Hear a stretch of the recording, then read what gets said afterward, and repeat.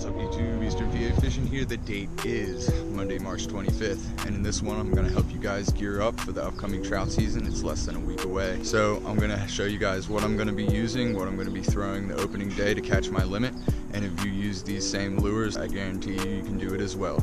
Let's jump right into it. I'm not going to try to make this one too long or boring. I got my rods and my reels. I'm actually only going to be carrying one of these with me, probably this one here. My old Shakespeare Stream Seeker ultralight with a little loose Mr. Trout reel. You can still probably buy this reel, but you cannot buy this rod anymore. I'm not sure if they make them anymore. Here is my second rod and reel. It's a light Daiwa Samurai combo. You can get this from Dick's for about 25 bucks. It's a great deal for, you know, what it is. When you're fishing for trout, you don't want to have something that's too big or bulky. You know, you want to have a nice small rod so you can cast. There's going to be a lot of trees, structures if you are fishing from the bank, if you're not wading, you know, so you want to just have something very small and super limber so you can feel the small bites that trouts usually do. Next, let's move right onto the line. I just have 3 different examples of line you want to use. I have some Berkeley Vanish. You want to use 4 to 6 pound. You don't really need anything more than that for the trout that they stock in these creeks. They usually don't tend to be much more than 4 pounds if you actually get a real big one. So you want to make sure you have fluorocarbon line, not monofilament, something that the fish won't see. Fish will not see fluorocarbon in the water, plus monofilament has a ton of disadvantages when it comes to trout fishing. You know, you can't fish your lures properly, and the trout will see monofilament line. So fluorocarbon line, 4 to 6 pound, Berkeley Vanish, or my favorite, Strand Fluorocast, straight fluorocarbon. Next, let's move on to the hard baits that we're going to be throwing. We have inline spinners. As you can see, they come in all different shapes and designs, sizes, weights, etc. You have your real simple Panther Martin to, you know, your rooster tail, which is a little more extravagant with a little feathered tail on there. And you can even get something as sweet as a Blue Fox Vibrix. This is a size 1, a little minnow swim, I think they call them. Just 3 great examples of moving baits that trout will like. They don't want something like super huge, so you're not going to want to be throwing a bass spin or anything like that.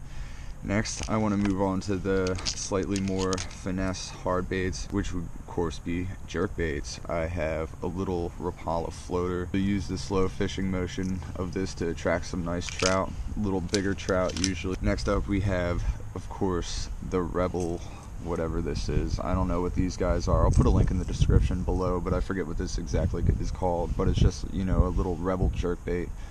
Caught a ton of trout on this, actually some really big trout last year on these little guys right here. Oh my freaking gosh, I can barely hold him. Look at this rainbow. Oh my gosh, guys, that is a trophy rainbow. Oh my gosh, he just murked that little Rebel jerkbait. Look at that guy. I think I was using a black color, but you know, you get the deal.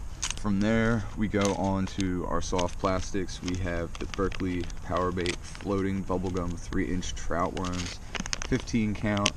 These are like 5 bucks, a little expensive, but you can catch a ton of trout with these things.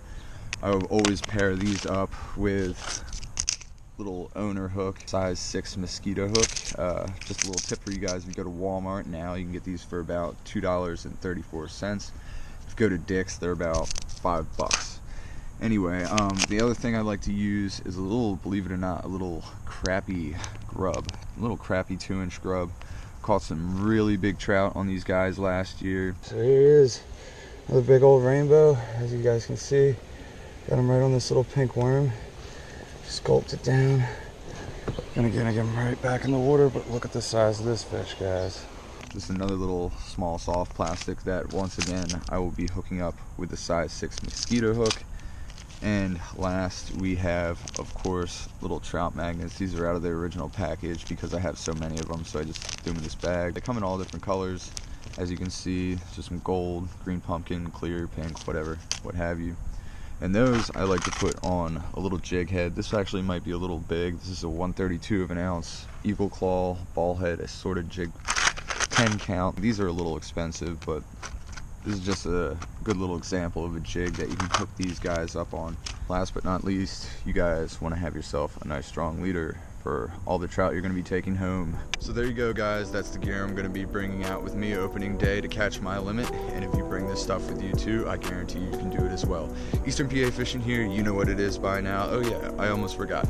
The most important part, if you really want to go out and catch your limit, scroll down below and hit that subscribe button because it helps me out and the trout like it as well.